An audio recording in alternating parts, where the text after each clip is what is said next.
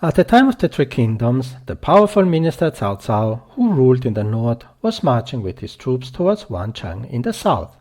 It was harvesting season and the wheat was ripe, but the people were too afraid to reap. They all went into hiding when they heard about the large army approaching. So Cao Cao sent envoys to all the villages ahead to tell the townspeople, their elders and the city officials. By decree of the emperor, I have been commanded to pass through, but all generals and soldiers have been instructed not to trample on the crops. If they violate these orders, they will be beheaded. Military law is very strict, so do not be alarmed. As the people heard this edict, they were all overjoyed and praised Cao Cao for his kindness and benevolence.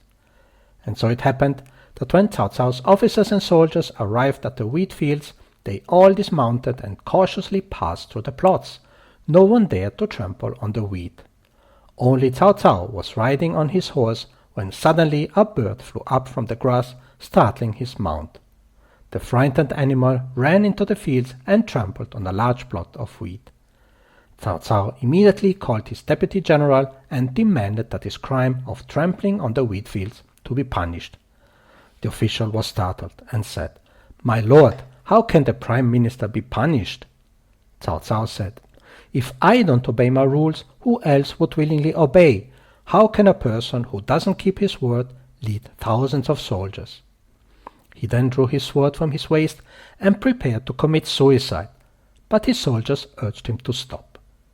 At this moment, Minister Guojia stepped forward and said, "The ancient annals say the lords are not bound to the law. The prime minister leads an army, and this heavy responsibility lies with him. How could he commit suicide?"